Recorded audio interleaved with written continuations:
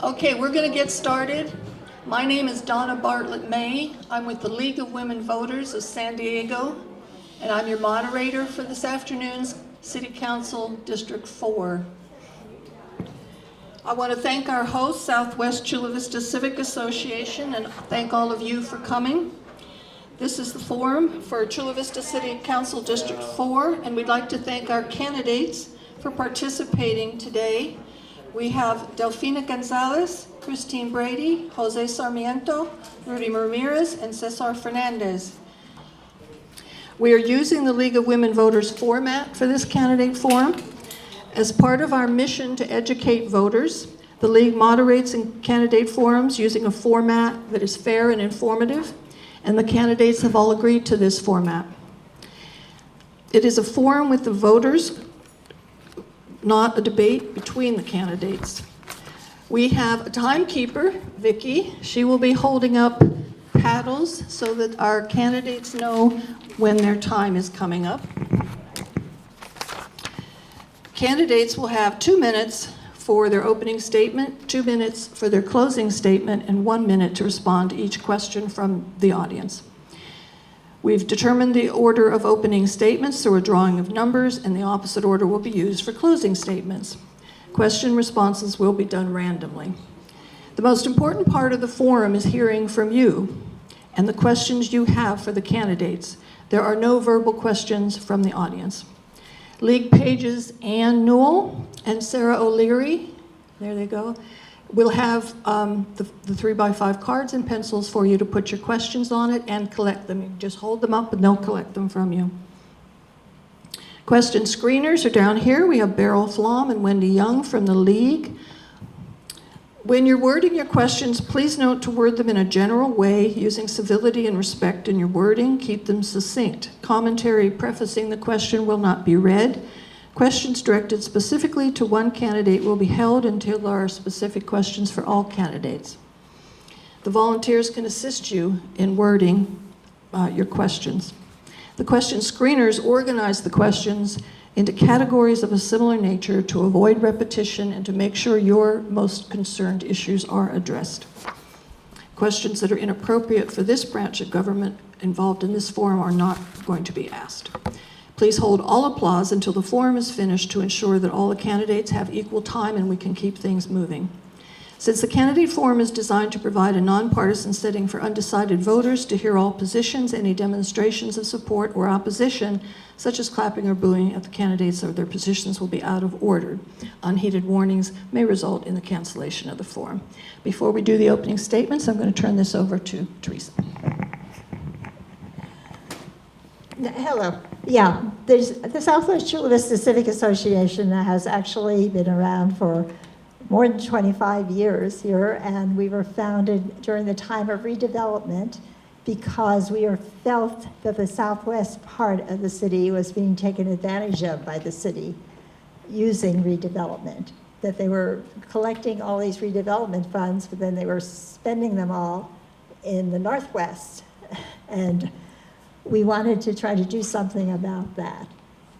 And we've actually, since the pandemic, we have not met.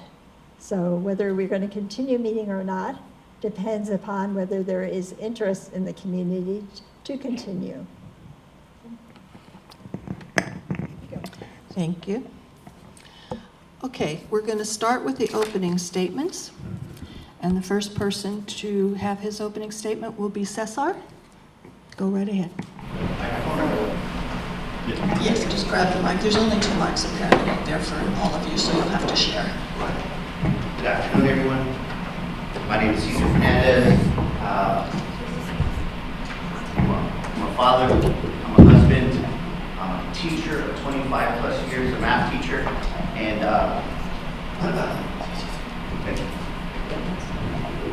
this one works, thank you, Jose.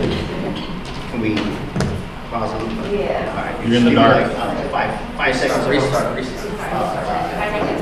Fantastic. So I'm Cesar Fernandez. I'm a husband, I'm a father, I'm a teacher of 25 plus years in both San Diego Unified and in Sweetwater Union High School District. I currently work for the district providing and coordinating after-school programs for kids all the way from National City Middle, Castle Park High, San Isidro High, all the way to Mar Vista High. That's what I do. I provide fun and enriching activities that keep these kids off the streets from the hours of 6 a.m. to 6 p.m. It's the best job. It's the best job in the world. You're literally asking children, what is it that you like to do to have fun? What do you want to learn? How can I help you create a pathway to success? And then you make it happen for them.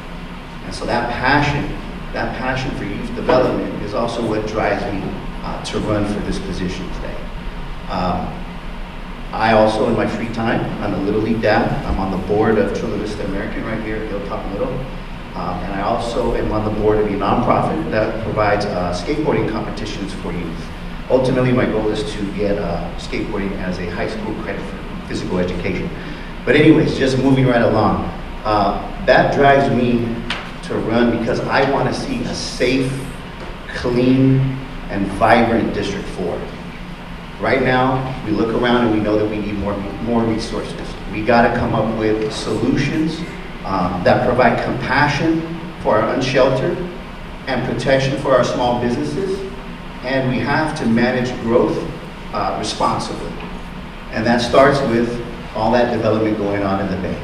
And so again, I want to see a safe, clean, fun, vibrant economic ecosystem here in District 4, and I'll get right to work on that at day one of the job. So thank you for this time, and I look forward to the questions.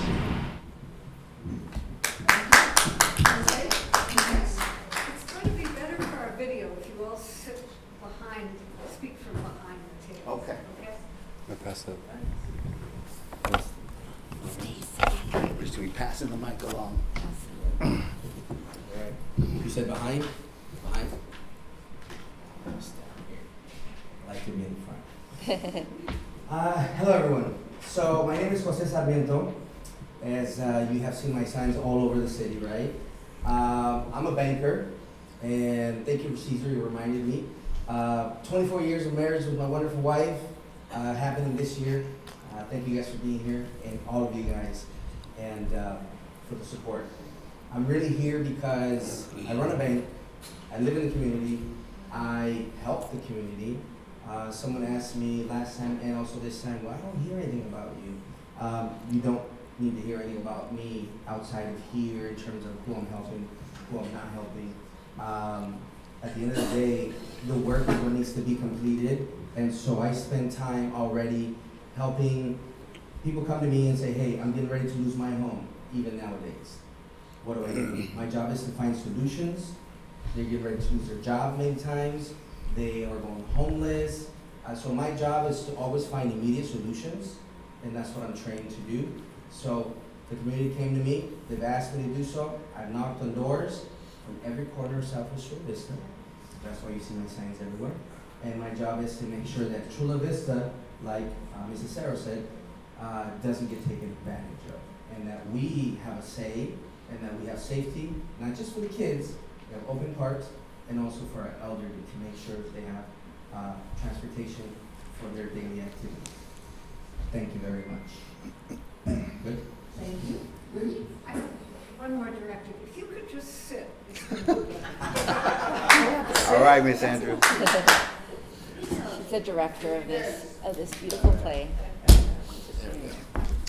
Well, good afternoon. My name is Rudy Ramirez. I'd like to thank the League of Women Voters for organizing this and for all the other organizing that you do and putting on events and informing the public of their candidates.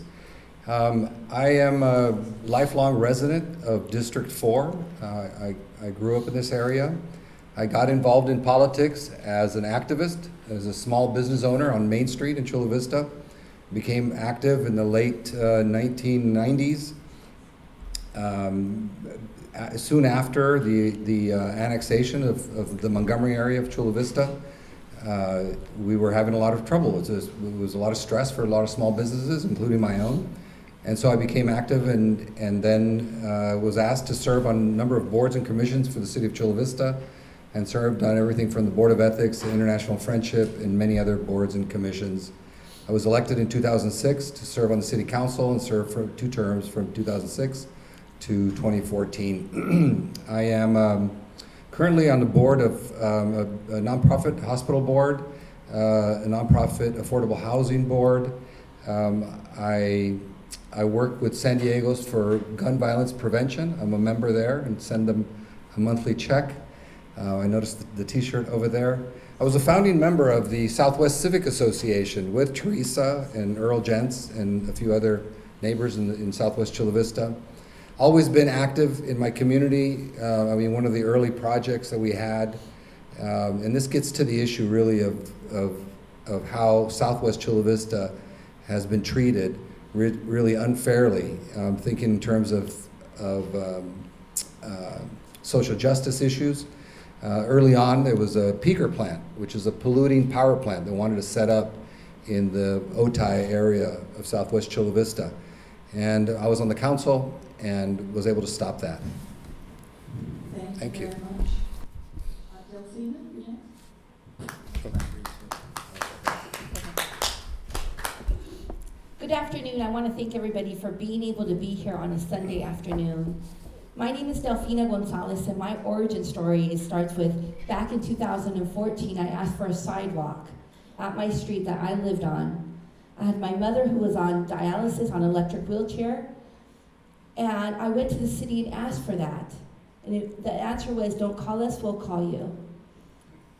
Unfortunately, my mother was returning from dialysis off of Broadway. And to give you guys an idea of where I lived where there's a Gonsalez Northgate supermarket on one end on 3rd Avenue, and a Costco on Broadway on the other. So imagine, I'm not in a rural area, and I'm in an area that people are walking to Chula Vista Adult School, to their elementary schools, and there was no sidewalk there. My mom, returning from dialysis, unfortunately fell into a ditch. When she fell into that ditch, the emergency services were called, the police and firefighters, and she died from her injuries. That's when I became civic-minded. My passion and purpose means that I really want to make sure to protect our city of Chula Vista. During COVID, I was very much involved in being able to unionize the daycare workers, helping to bring food for our families, going to Sacramento and lobbying and making sure that our seniors and our disabled were taken care of. I have not stopped advocating for our county and our city, and I'm very proud to be a representative, knowing that we need somebody with a passion and purpose, with no backdoor deals, to understand what the city of Chula Vista needs, from raising their children to having our families, our seniors living with us, because Alzheimer's and dementia has been taking over control. Thank you guys very much for allowing me to speak with you. My name is Delfina Gonsalez. Thank you. Thank you. And next is Christine. Let's stretch down here. Ooh, not sure if that will stretch. Can you take it around in front? Sure. Okay, thanks. Oops. Hi, everybody. I'm Christine Brady. I've lived in District 4 for 25 years, bringing up my 3 daughters, and I have about 85 godchildren, ahijados. And I'm concerned about District 4 in the future for them. I want to see a prosperous, vibrant, beautiful community. I want it to be economically viable. I've been actively promoting a better treatment for the homeless. I think that the city has spent $10.5 million on a shelter that they don't allow people to use. I'm also concerned that hundreds of millions of dollars are going to pay for new infrastructure for the Gaylord Resort, and the new $1,500 million condominiums being built by the Bay, and nothing is being done for Chula Vista District 4. I think the same problems that existed 25 years ago that I'm hearing, they're continuing to exist today. I am the candidate who has actually accomplished great things. I've spent 35 years building schools and creating social institutions in depressed areas. I've won awards and recognition from the United Nations, as well as the Institute of Architecture and the California State Assembly. I have real accomplishments, and I would ask you to look at everybody else's accomplishments and compare. I am the only candidate who has continually attended city council meetings. I would like to say that most of the people up here are election people. When this election is over, they will disappear. We won't hear from them. I also ran for mayor as a write-in candidate, and I stayed with the city and have attended all the city council meetings, and I'm on the Arts and Culture Commission. Thank you. Thank you very much for those opening statements. We're going to start with questions now. Some of you mentioned this, but how long have you lived in District 4, and how does your background and experience qualify you to serve on the Chula Vista City Council? And we'll start with Cesar. I appreciate the question. So I've lived in Chula Vista since 2008. I moved to District 4 in 2018, so I've been there for 6 years now. I met my wife here in 2012, and she told me, Cesar, I want to, and she's from this area, she's from Castle Park area. She said, Cesar, I want to move out here because people from Chula Vista never leave Chula Vista. I said, no way, this is a great place to raise kids, and we're staying here. So I lived in D2 right on the edge, and then I moved to D4 6 years ago. And the second part of the question was about accomplishments, I'm sorry? Yes? Background and experience that would qualify you. So I actually did win an election in 2022. I am a trustee for the Chula Vista Elementary School District, and our budget is not much smaller than the city budget, and not much different in the fact that you have your general fund, but you have a lot of restricted funds. So when we talk about what we're going to do for the city, there isn't as much money as you think there might be. That Gaylord project is going to be significant to the development of D4. Thank you. Okay, Rudy? So, lifelong, I've lived there all my life in District 4, raised my family. My 94-year-old parents still live very close to the corner of Hilltop and Palomar. And so I have my business there for 30 years along Main Street, so I'm a lifelong. I mean, I've mentioned a little bit, I was on the city council on a bunch of boards and commissions. I'd like to talk a little bit more about that peaker plant, because when they wanted to set that peaker plant, they made all the sense in the world, right? They made all the business sense, and but it was an issue of environmental justice. They wanted to build a polluting power plant less than 1,000 feet from Otay Elementary School.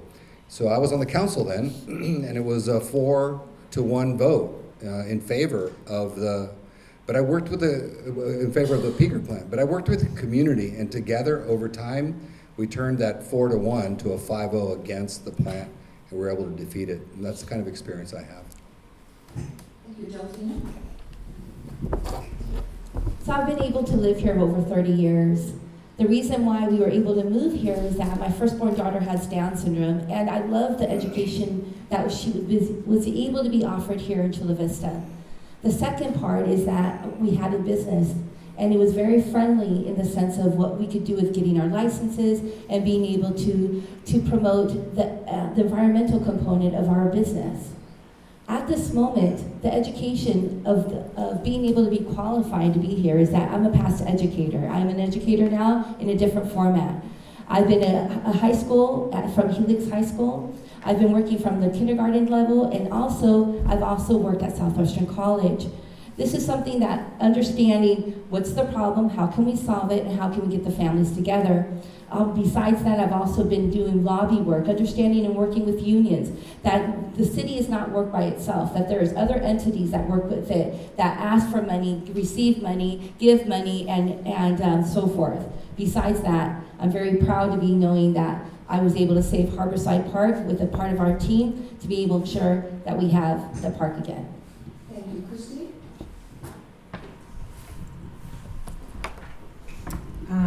I've lived in Chula Vista for 25 years. I'm an engineer. I have a master's degree in engineering from Stanford. I spent 8 years working for the Navy, ultimately managing a $650 million program, which is bigger than the yearly budget for the city of Chula Vista.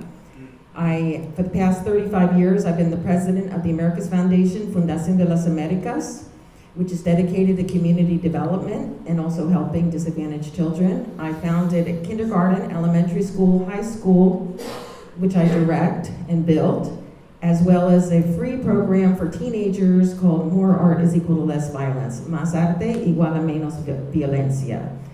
I am proposing an arts district for District 4 along 3rd Avenue, going south from Moss Street. And I have seen how this can help sustain the businesses in the area. I don't know if you noticed, the restaurants are out of business, Jimmy's, the Hometown Buffet, the CVS Pharmacy. I'm concerned about sustaining the economy as well. Thank you, Jose.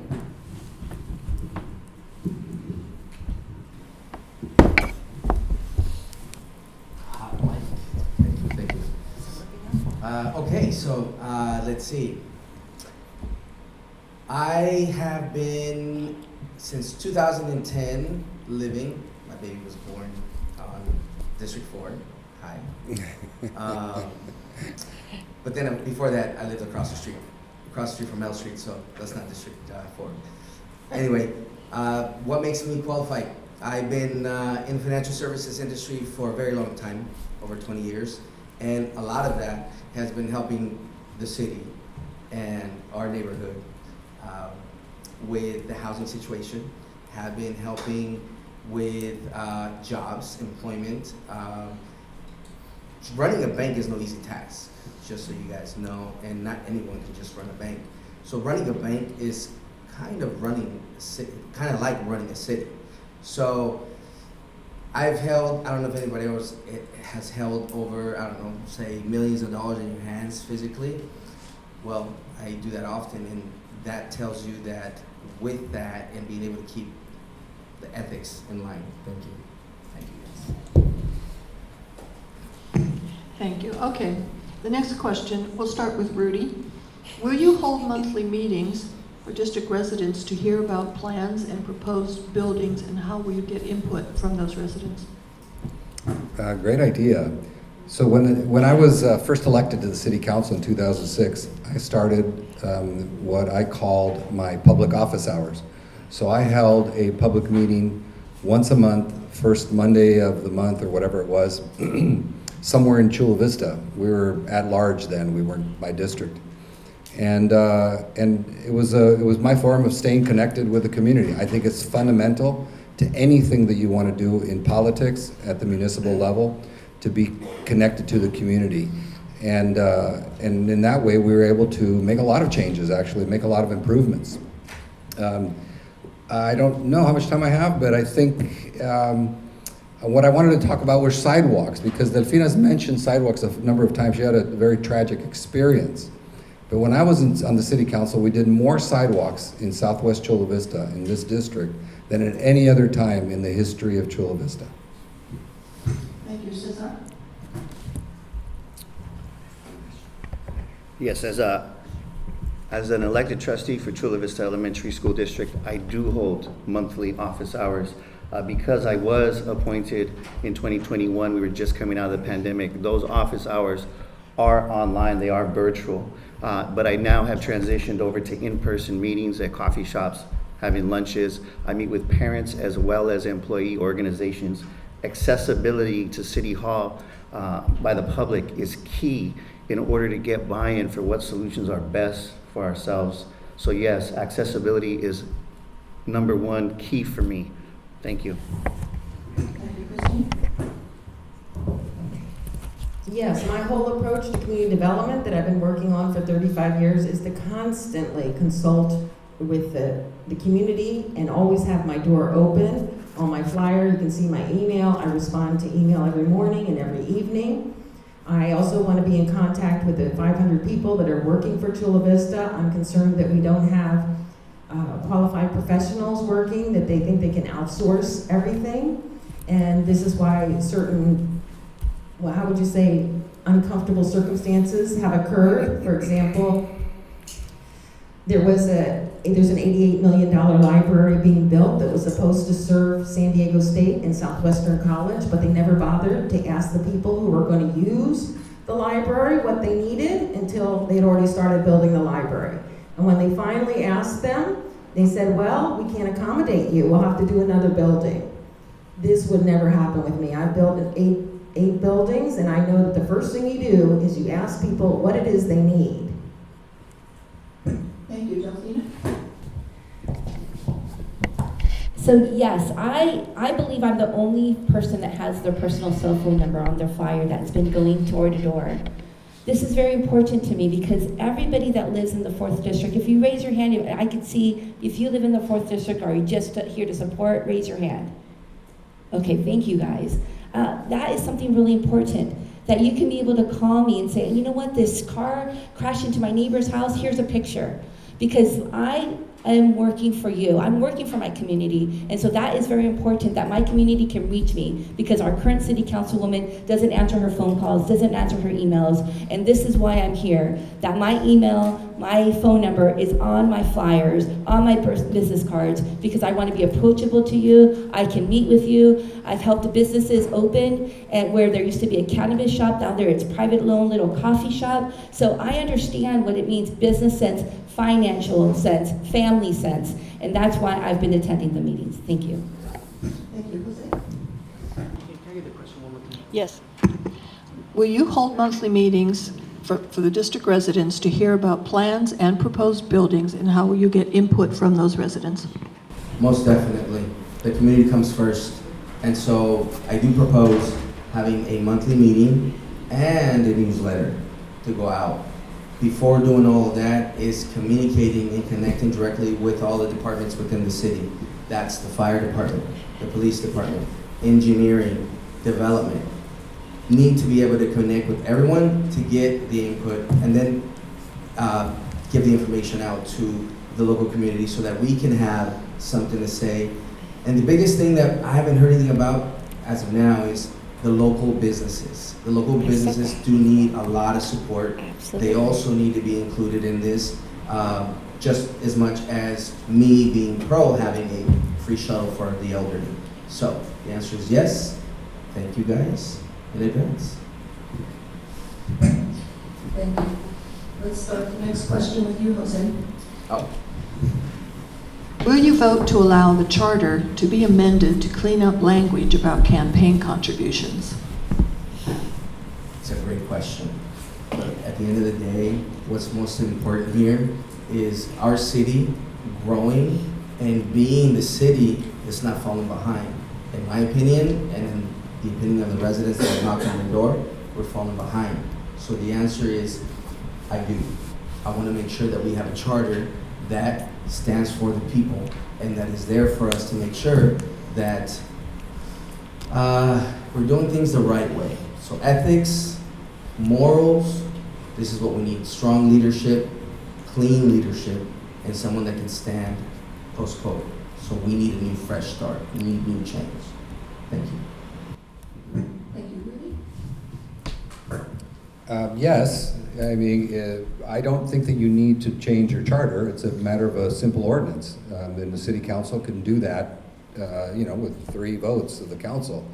And it is a problem. And you can go back and look at campaign contribution reports, and you'll see over time all those people who have ended their campaigns with debts that have mysteriously just vanished. That is a huge issue, because there's all kinds of shenanigans that goes on with those kinds of with those reports and people who've abused that. And I've never done it. I understand the loophole, but I've always been able to pay my debts and pay my campaign expenditures for my contributions, and that's it. So yes, I would favor that. I think that needs to be strengthened. But I think this would be a good question for your city attorney candidates. Absolutely. Next Yes. week. Yes. But you could just do it by ordinance. Thank you. Proceed. This one? Okay, excuse me. Yes, I do think that the charter needs to be amended in various ways. One is regarding campaign donations. Another is regarding citizen oversight. The commissions that we have are filled with excellent people, except right now there's not many from District 4 because the council person is responsible for nominating them, hasn't nominated them. But the thing is, these commissions have no bite because the charter has taken away the ability of the citizens to have oversight over their government. We need to change that. That's a very important issue, and it's allowing things to go along that should not happen. So yes, I believe we need to change, as Rudy said, the situation with the campaign funding. And we also need to look into censorship at city hall meetings, at council meetings. They're not even allowing people to show visuals now. We're moving into an area of more censorship and less oversight, and we need to change that.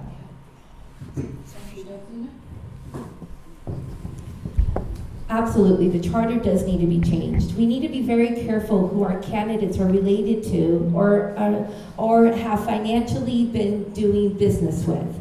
This is something that's very important. If we know that we're hiring a consultant and that same year the FPCC said that they could not do business and you still hire them, then that is a big concern. Having debt and leaving that and still running for another position, that is a big concern. So being able to be fiscally responsible for what you have financially and being able to use your campaign funds in a positive way without debt is something that should be part of what the charter has. And again, this is a city attorney needs to really enforce this. It's not happening now. That's why I do ask everybody to stay afterwards to be able to meet our two candidates, because these are the ones that will, have the say in how we can make sure our charter is respected. Thank you, Cesar. Yeah, so I think I'm going to stick around for the city attorney forum so I can hear them answer that same question. But for me, it only takes 3 votes to make that kind of change. And when it comes to transparency and accountability, we should always provide more. The issue really is, how is it accessible for the public and how is it digestible for the public? I think many of us can figure out how to download the contribution forms, but when you consider larger donations and where those go, the public doesn't have the same access that consultants have. And so how do we get that to you so you can find it quickly and clearly? I'm all for that change. Thank you.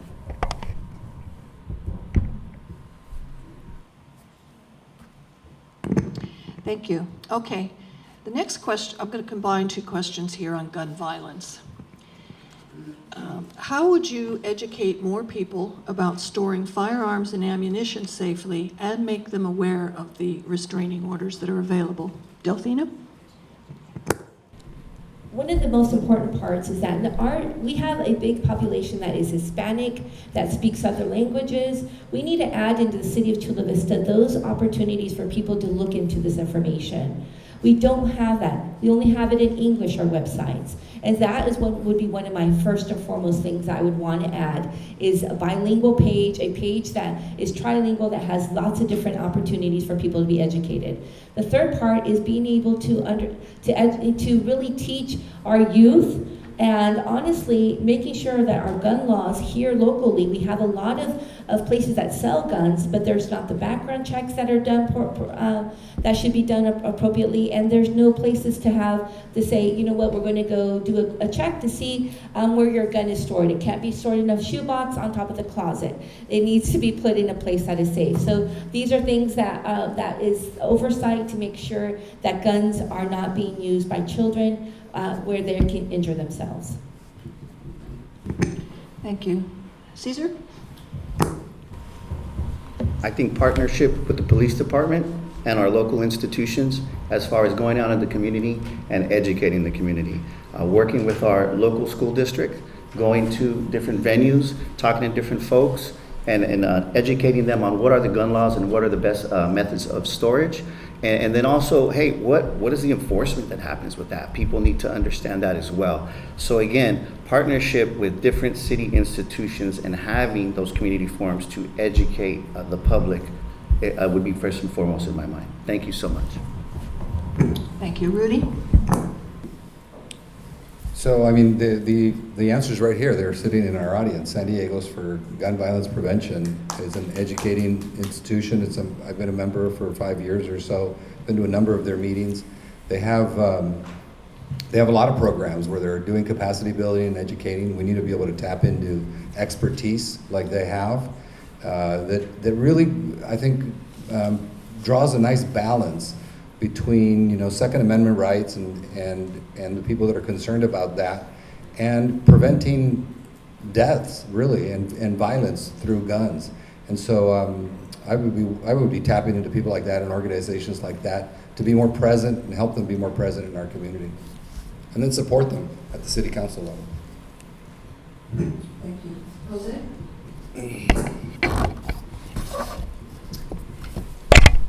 So I agree. For me, is I love the nonprofit world. You heard me last time. I get involved heavily, and it's very simple, honestly. If we get the nonprofits that are against gun violence, and we partner with them, and we nurture those relationships, and we start at the very low level. I'm talking educational level, right? So you're looking at schools.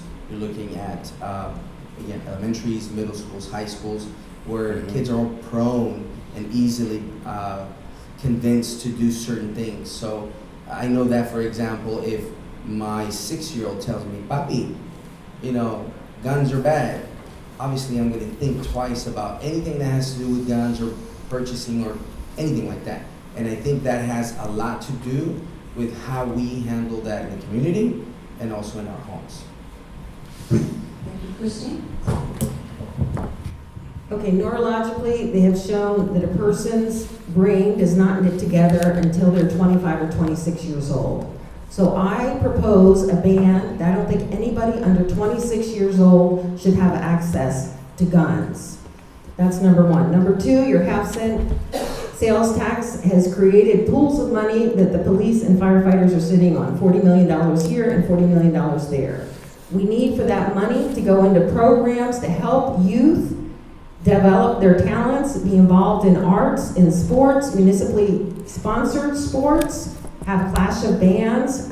The schools have reduced the arts programs. Just to give you an example, the Hilltop Middle School went from 5 band classes down to 2 band classes, and they're putting people in language programs instead. I guess they don't want to pay for the instruments, but we're paying for it later. We need to help the youth in this community that have been ignored, completely ignored. They shut down the programs in 2008, and there was no plan to open them up when money became available, and money is available. Thank you. The next question, we'll start with Cesar. If elected, what do you plan to accomplish in your first 30 and then 90 days? Thank you. There we go. Thank you for the question. First thing we need to do is we need to redirect those resources to make D4 clean and safe. You know what I'm talking about if you've been on Broadway South. So the stuff that we see here in D4 would never fly east of the 805. I was just at one of our parks yesterday, Loma Verde, the park right below it, Max Field. Terrible condition. Kids can't even play baseball there. And that's because our councilwoman has been largely absent. Be out there, see what's going on in the city, redirect those city resources to make us safe and clean again. In the first 100 days, that will be my job, that will be my priority. Clean this place up. Thank you. Thank you. Rudy? Would you please repeat the question again, please? Yes. If elected, what do you plan to accomplish in your first 30 days and 90 days? I think probably one of the most fundamental things that we need to start with is to reimagine civic engagement, because it all starts there. It doesn't matter what issue you're talking about. If you're talking about a development issue, you're talking about a gun safety issue, you're talking about sidewalks, any kind of infrastructure. Bringing your community along in a way where they can contribute in an informed and constructive way is the start of anything. I got to tell you that in the case of, in my experience as a council member, doing sidewalks, we became aware of how important sidewalks were, and we were able to look across the entire city and see exactly where sidewalks were missing. And it was through that and through our community that we were able to identify and prioritize that for community development block grant money, which is what we used to build all the sidewalks that we did when I was there. Thank you. Jose? Thank you. So safety is the first thing. Safety, and that involves helping the homeless community. When I say helping, it means that yes, we can help them by moving, by helping them, providing shelter, but there's so much more to it than that. There's health services that's needed and required. Last time I mentioned I visited the San Diego Rescue Mission, and they have a program where they house people, but they have to commit to sobriety. And I love programs like that. So for me, homelessness, safety of our community. Tried to go to Walgreens the other day. Wife said, oh, let our 15-year-old get off. And when I get there, huge problem. They had to call the cops with a homeless issue there. They were in there causing ruckus, try to help out, but they were out of control. So safety for our kids and the elderly is the top priority on the first 30, 60 days. Thank you, Delfina. I think the most important part right now is to be able to understand what the city needs. What does our community members need? Being able to fix and say, okay, we're going to fix the homeless situation on this street, but the other street has a driving issue that the cars are going by too fast. Asking those questions first. That is something I really want to make sure, that the community knows that there's somebody in City Hall that is accessible to them, to be able to listen to them, to be able to address what they need, and then being able to be a woman of action. One of the things I've been really seeing is that this is a success story. About 2 weeks ago, we met a young man that was sleeping right underneath the library here on the Civic Center Library. I have been able to walk him through the process where he is no longer homeless. And this is something that's not that I'm tooting my own horn. It is showing that there is a breakdown in communication. We do need to have an oversight committee. We need to make sure where our monies is going. And we have amazing people that are working for different organizations that are doing the job, but there's others that are not. And we need to make sure that your tax dollars are being used wisely. Thank you, Christine. Well, the first thing I would do would be to try to open up the Otay River shelter. It's designed to attend 132 people, homeless people, and it's only attending 10 people. So I think that would alleviate a lot of the problems that are being experienced on Industrial Boulevard and with the businesses. The second thing I would do is try to jumpstart joint use agreements between the city and the school districts. The city has literally built buildings, paid to build them, has leases that are valid through 2028, and yet they don't have access to playing fields, to softball fields that are only used 9 weeks of the year by the schools. These are facilities that should be available to the youth in this community. They're here, and we need to reestablish those joint use agreements between the school and the city, and we need to open up the shelter. Thank you. We'll start the next question with Cesar. Do you believe that all the surveillance that the city of Chula Vista is doing violates people's privacy rights? Why or why not? I believe that's up to the city council to assess. I do believe that our police need the best technology to keep our city safe, and that does include the cameras on the lights and includes the drones. They can assess the actual danger of a situation in a way that doesn't put our law enforcement in danger immediately, and that has proven to work in several cities across the United States. And so I don't believe at this time that it is an invasion of privacy, but I understand the risk. And that is something that I find very, very important, and it is up to the city council to constantly keep their eye on that. It's up to the city council to listen to the citizens and let them speak and tell us if it is invasion of their privacy and then act on it. So both listening to the community and also holding the city accountable. Thank you. Well, I don't want to live in a police state. And honestly, I think if they have the money to hire more police, and they're doing a pretty good job as it is, except maybe on the east side of the city where they should establish a police substation, I don't think the drones are necessary, and I personally don't want them flying over my property, and if I don't like it, I can imagine other people don't like it as well. I do consider it to be an invasion of privacy. That said, I salute the great job that the police are doing already, except with the homeless. Thank you. Jose? So again, safety, right? Safety. It really boils down to how the citizens feel, and we have to include them in this. And like Cesar said, that would be something that we could take care of, given that, monthly I would have those meetings, and we can take that up with the public Safety is key. We have to continue to support the PD because we need them and because they're doing a fabulous job. But at the same time, we got to make sure that our citizens are safe. And in terms of the drones, again, I would like to hear more about it from the citizens. Thank you. Rudy?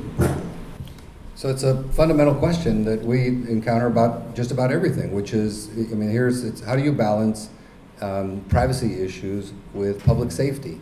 And the only way to know where that balance is to ask your community. You know, and that's why I think the civic engagement is fundamental to just about everything that you're going to do in government. Apart from that, I'm very familiar with the drone program. I think it's a great program. I think it helps advance public safety in a way that keeps everybody in this room in a better position than that we would be otherwise. I think it's a more efficient way of spending law enforcement dollars, and at least nothing that I have ever seen would give me any concerns for privacy issues for that specific program. And so I'm supportive of the program and of other technologies to help law enforcement. Thank you, Delfina.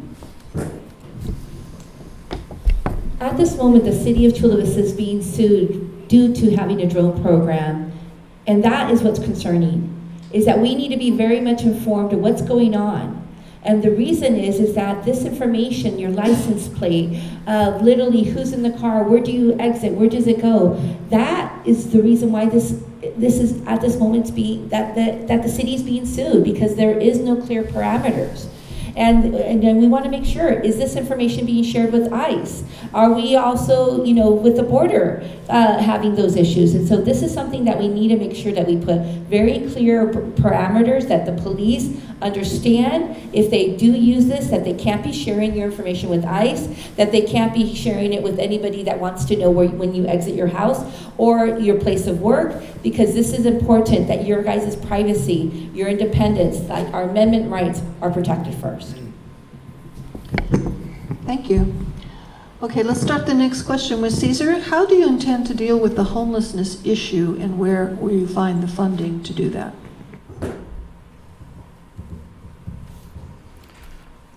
So, homelessness is a regional issue. Let's not pretend that Chula Vista is an island. And so what's happening in San Diego obviously affects what's happening here in Chula Vista, affects what's happening in Imperial Beach.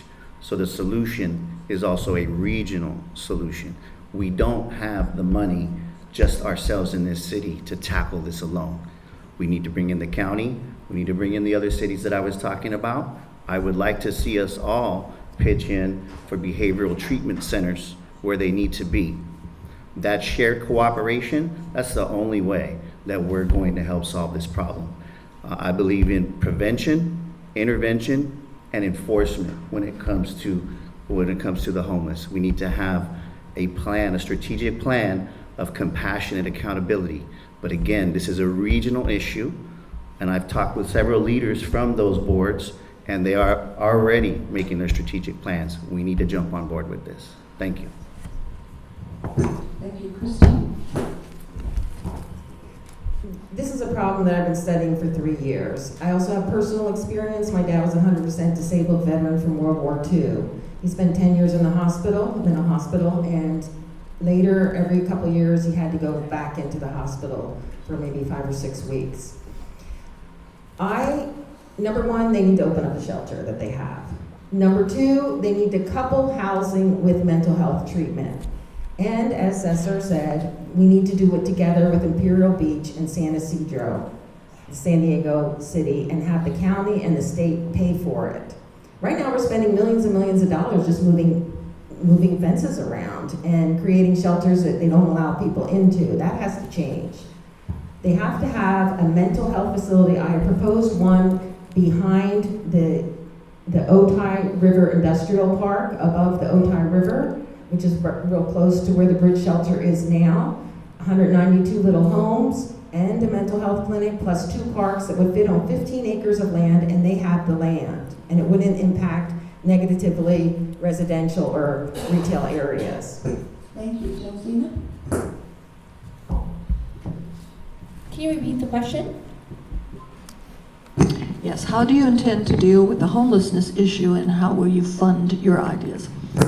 So the homeless issue is many fold. The problem is that we have the city of San Diego cleaning up their homeless issue by giving them a one-way ticket on the trolley and saying, I've paid South Bay Community Services to do the work, head to Chula Vista and they'll take care of it. That is one problem that we literally need to make sure that we have the communication and we stop that in its tracks. The second component is that we are already throwing millions of dollars to one organization. They're at bandwidth. They're not doing the job that needs to happen. The HOT team also is literally, there is no oversight. How many people have we taken care of? How many people have, you know what, it's raining, there's emergency funds happening. The clear example right here is outside, we have 3 to 4 people that are literally ready to be able to be housed in the tiny homes. And I spoke with the young man, his name was Trigger, and he said, oh yeah, they're gonna pick me up on the 28th of February. It's like, wait a second, it's been 3 weeks away. And so what is happening? There's no oversight, the money's not being directed correctly, and this is why we really need to make sure that the money that you guys are spending as tax dollars be done correctly. Thank you, Rudy. So I'm encouraged that some of my younger opponents here have been listening, because I think they're all right. I think that I mean, Cesar's response regarding, being a regional issue, the oversight, I mean, everybody's comments are right on the money, I think. The difficulty, and I think the part that is going to make a difference, is going to be confronting the already established interests. I mean, Delfina mentioned South Bay Community Services, who's a big service provider, taking on some of these groups and getting them to provide the services that are needed, as opposed to allowing them to provide the services that they're set up to provide. In other words, meeting the client where the client is, as opposed to the other way around. It's going to be a big job, and it's going to be confronting, as I said, established interest, stepping on toes, and the work that most politicians in our region have not been willing to take on.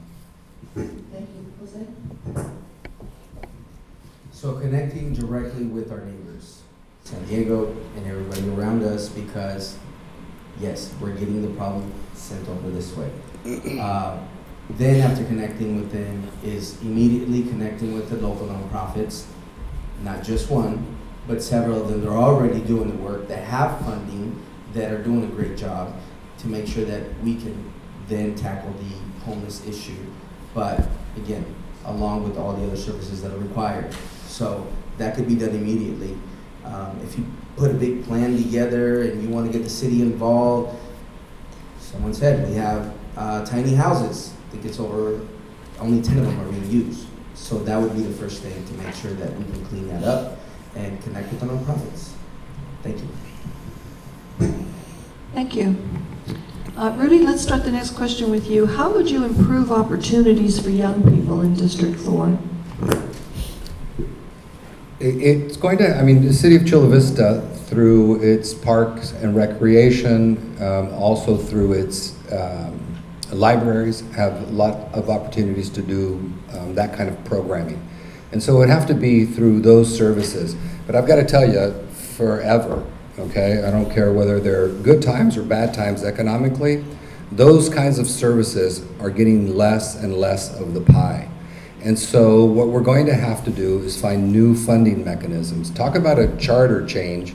How about a charter amendment that would, set aside funds in whichever way that you were able to find them, whether it's a fee or some other way, that would set aside funds to support these services regardless of the economy. And so that you could at least know that you would get always get a percentage, and these kinds of programs would be funded. Because I do believe that you need to be able to start here if you want to be able to save money in the long term, which has been, I think, Christine's point earlier. Thank you. Jose? Can you repeat the question one more time, please? How would you improve opportunities for young people in District 4? Great. I go back to nonprofits. They're doing it, right? Connecting with them. But on top of that, we can get a lot of the leaders out there, right, and coming out with us. I can remember doing a 6th grade presentation in San Ysidro for over 120 students. kids actually showed up to that as well. To let them know what options are available for them, what organizations, what the schools offer. And then if the schools do not offer it, then guess what? We start bringing them to the schools.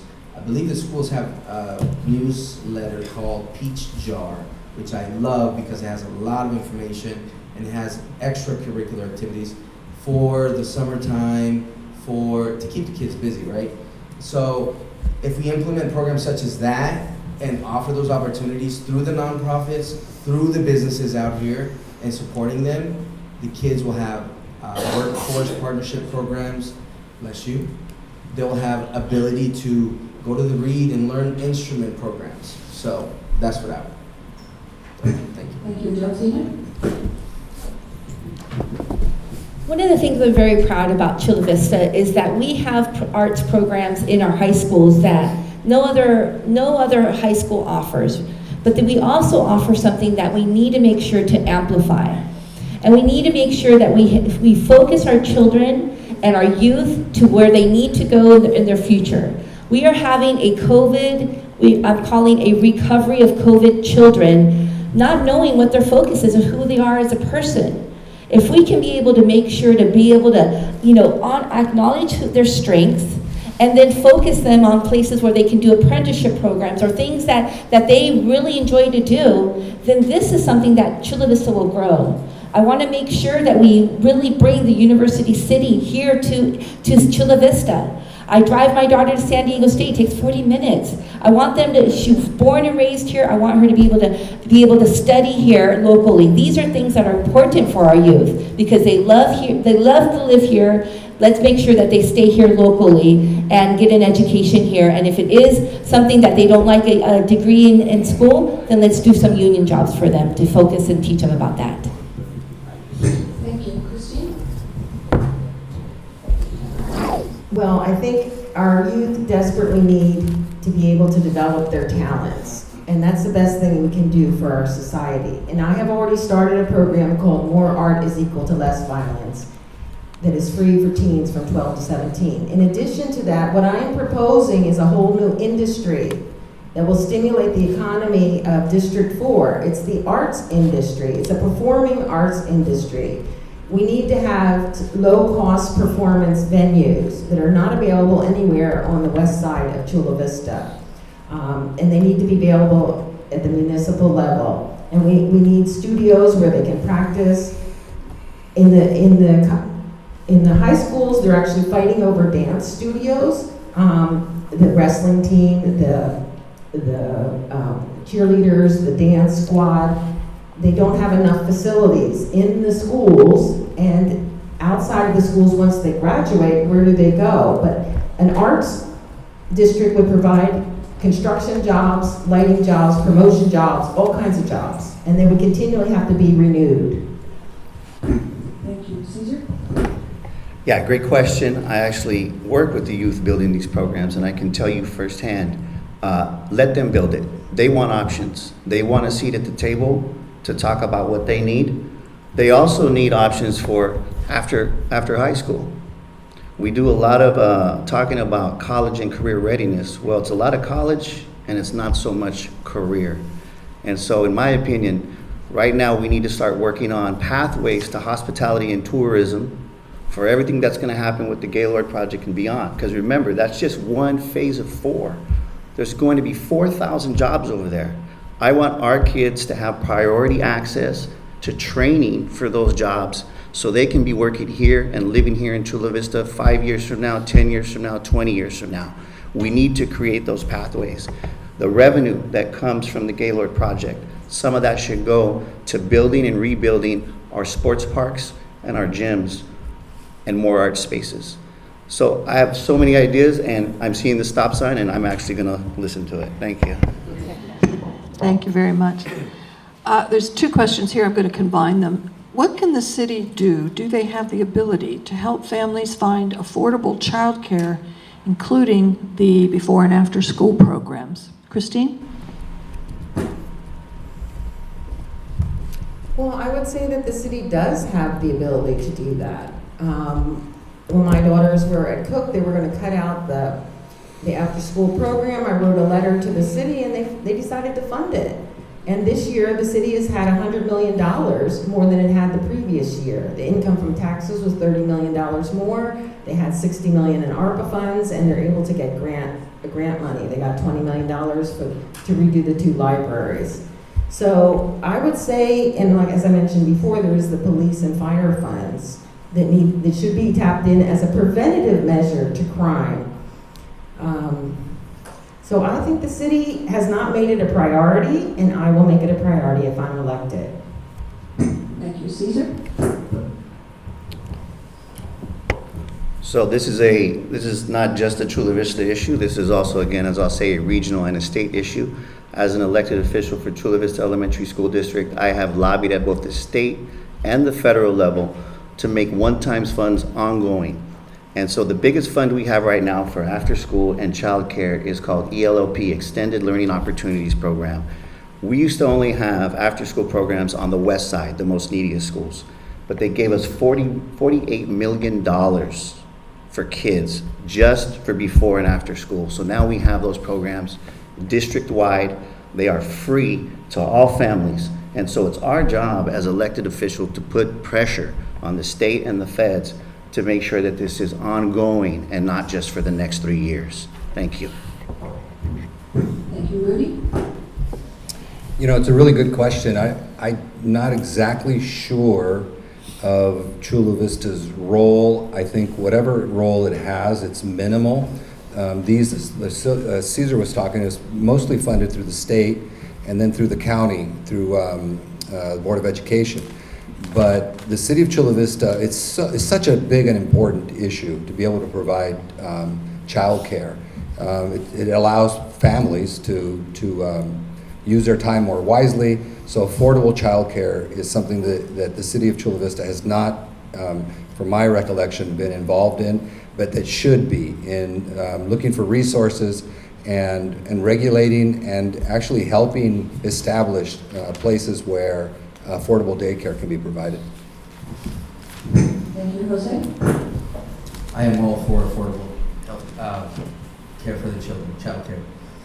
It's very sad because it's not fair for a mother or a father to be able to go work, both of them full time, and they can't spend time with their kids.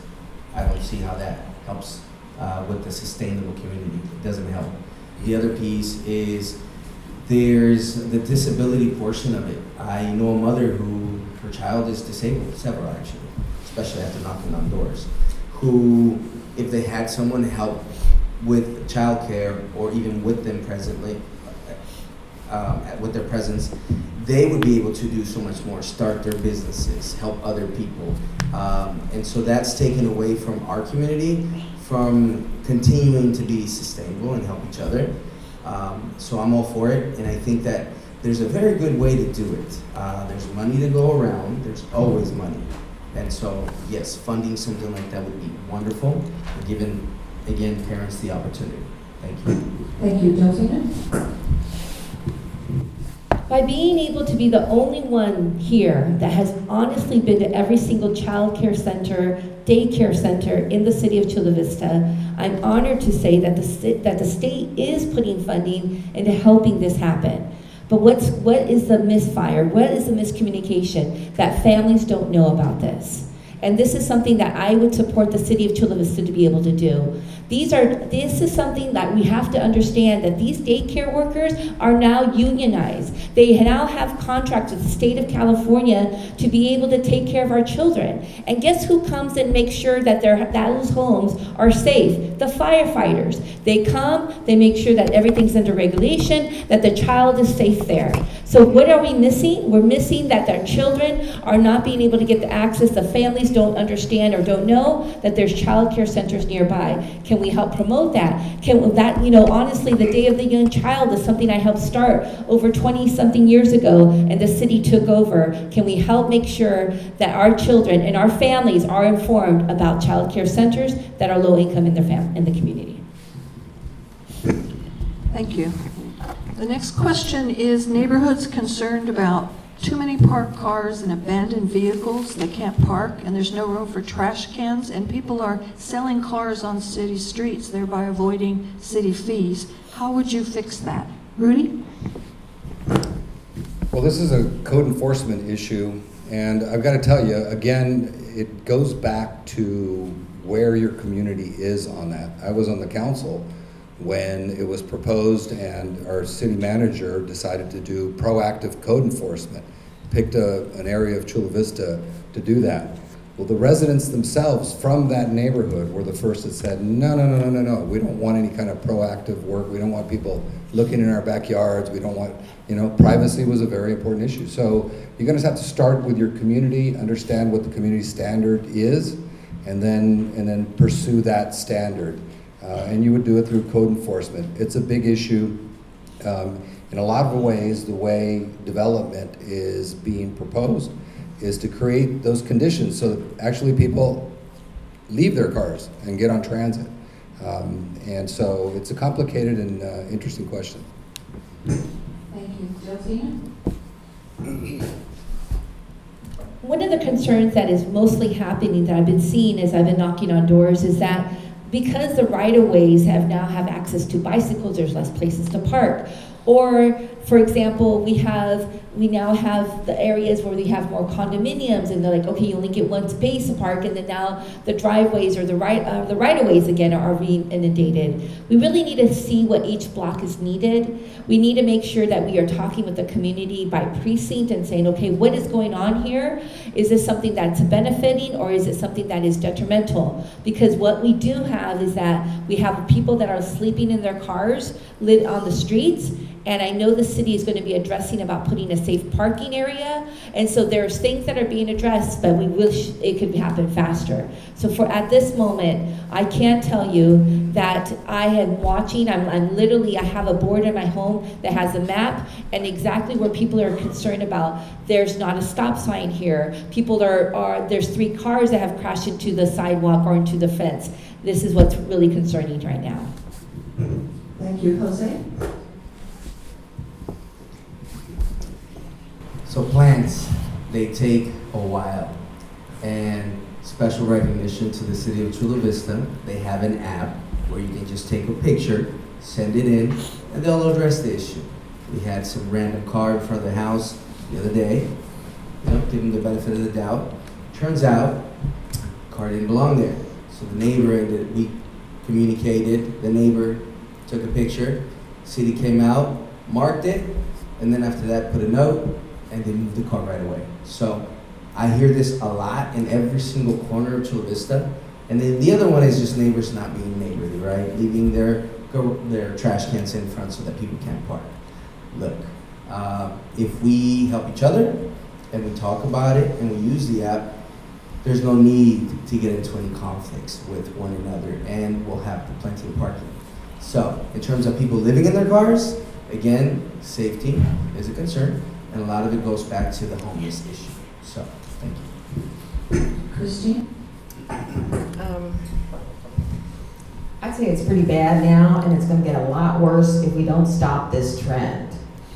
Right now, they're allowing large apartment buildings to be built with inadequate on-site parking and very tiny rooms, 8 foot by 8 foot, with the justification, these are for seniors. They'll use mass transit. Let's get serious. We live in California. This is destroying the quality of life in our community, and especially in District 4. And we need to seriously look at what kind of development is going on. I know engineering firms that have resigned from projects because the codes are being thrown out the window.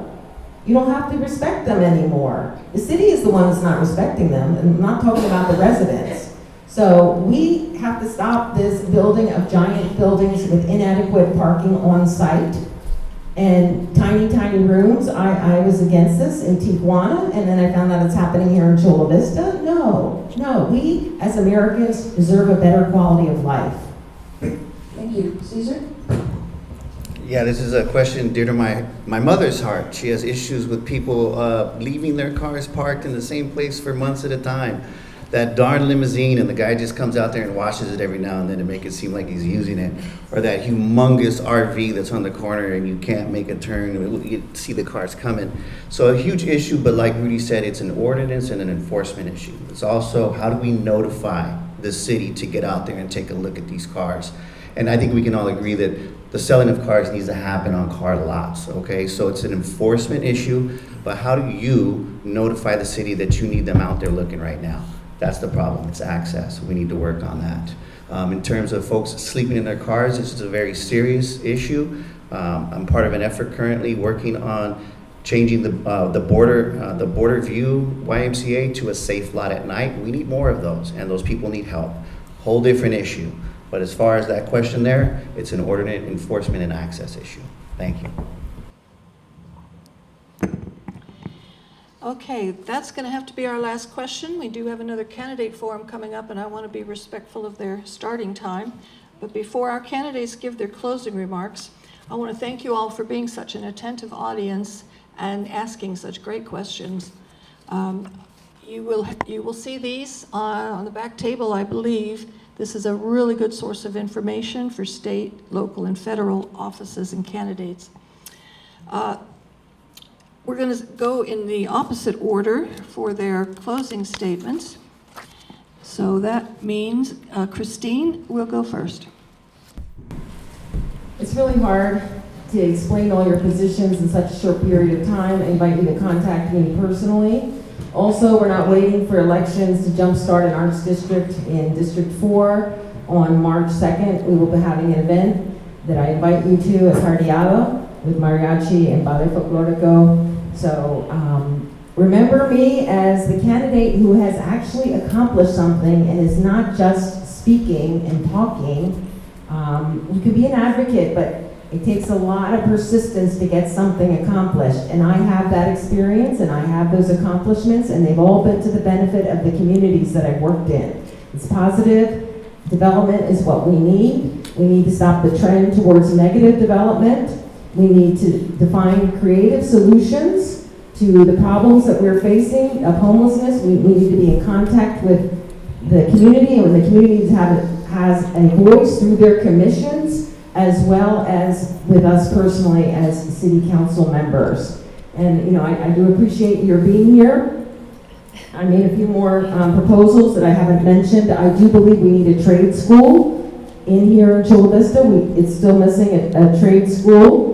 We need continually to rescue and improve parks and public spaces, a humane solution to homelessness, which I explained. And I hope that we are able to combat inflation and no new taxes. It's not necessary for us to have new taxes. It's necessary for us to manage the money that has come into the city much better. And I'm against any new taxes. And I believe in creating guidelines to create spacious residences and reduce street parking and fiscal responsibility. So I hope you will all vote for me and know that I have the public's best interest at heart, and I'm not indebted to any other entity but the public. Thank you. Thank you, Delfina. I want to say thank you to the Southwest Civic Association. They came together to be able to have you come here to ask these very important questions. These questions that each of us were able to answer shows that this community still cares about what's happening in District 4. I ask you to meet with Teresa and say, I would love to get your emails. I would love to stay informed of what's going on, because this is something that we need this younger generation to be part of what's happening in D4. I want to make sure that you understand that I haven't just been doing this because I'm a candidate at this moment, or I ran for mayor and then I decided to go into the city hall meetings.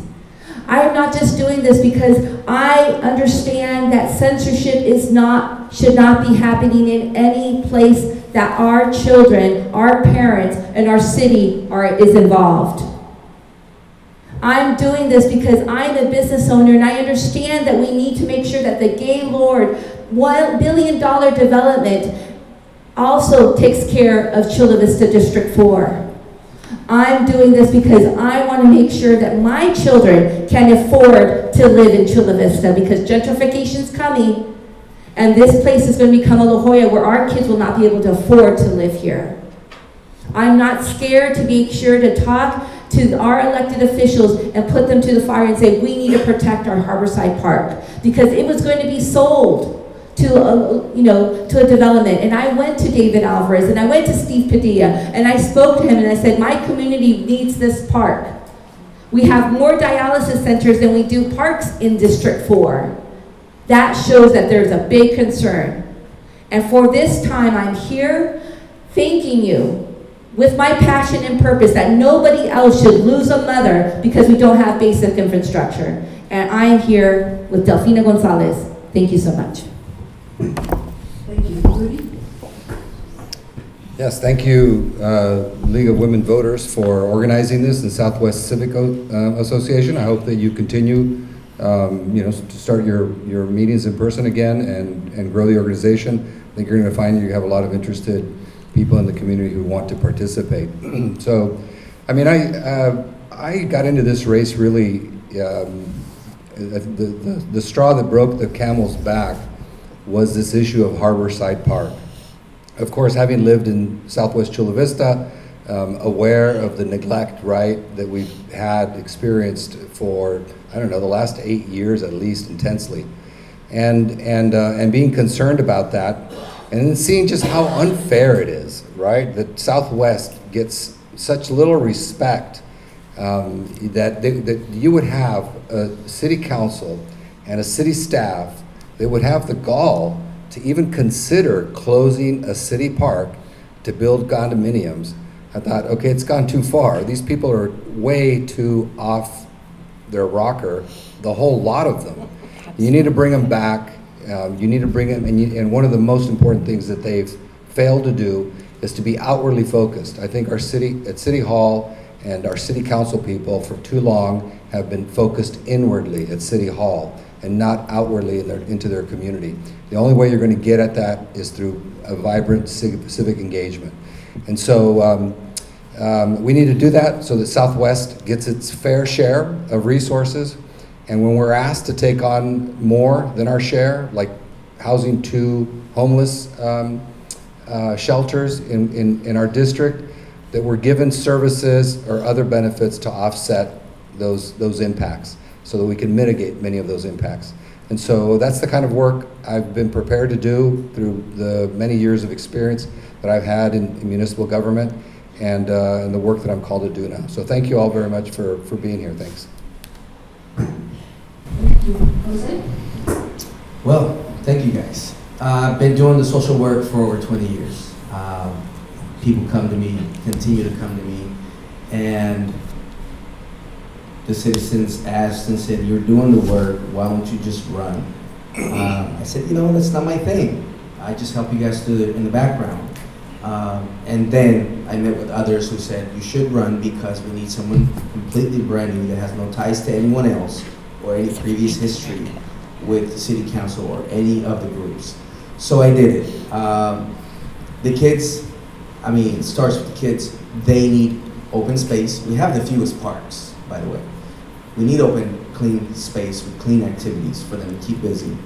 And then we've got the elderly, which that population is going to continue to grow. And it saddens me to see many people come to me and they don't have someone to help them, to guide them, to carry them, to take them, to drive them. And so that's why I also propose having a free shuttle Monday through Friday so that they could go to the parks that we're going to open, Harborside Park, and so that can do their healthy activities, their shopping, and with the big project coming up, so that they can also enjoy the big project, right?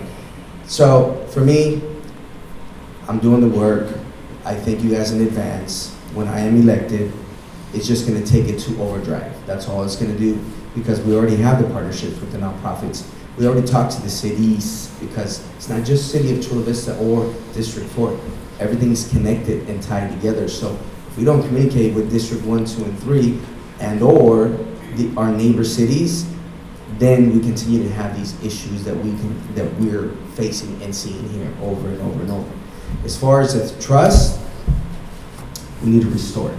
And in reality, what better person to do it than someone that actually works at a bank, that runs a bank. Thank you guys very much. Jose Sarmiento. Thank you, Jose. Thank you. I also want to thank Therese and the Civic Association and the League of Women Voters. It was a very, very well-run forum. I also want to thank the public. Your questions were the best of any forum we've been a part of so far, and that's because you care about Chula Vista the way we all care about Chula Vista. Those of you who are lifelong residents, you love it here. I fell in love with this place. And so this is a part where I could tell you, as far as accomplishments, I've actually won an election in 2022 with 29,000 votes. That doesn't come easy to win an election citywide. So I believe that that's an actual accomplishment. And here's what we've done for the school district. Coming out of pandemic, we all know that the scores were extremely low and kids were struggling. Well, we got a report card back from the state that puts us way above any other school district in the South Bay. We went up in English language learners, we went up in math, and we decreased absenteeism. Kids love to come to our schools, they love to learn. And that's because on the board, we prioritized those issues, okay? And now I can sit here and tell you all my endorsements, but you probably wouldn't care about that. I took a tour of the Gaylord Hotel, 750 union workers. Those organizations have all endorsed me. They know that I am about a livable wage. I'm about affordability. I want the people that live here to work here. I want to see more Class A office spaces so we can attract those businesses that are in Carmel Valley down to Chula Vista. I don't want people having to drive up there and then drive back home. I want them to stay here. Back to endorsements. When I walk around and I see a last name that I know because I'm a teacher, I say, hey, did you have a son named Christian that went to my school? Why, yeah, that's my grandson though. And I said, you know what? Don't vote for me. You call Christian and you ask him, then you vote for me, because that's the best endorsement. Put a teacher in City Hall. Thank you. Okay, now you can applaud for the candidates for showing up today. And I want to thank you all again for being here today because you're following the League's motto, don't just be a voter, be an informed voter. Thank you.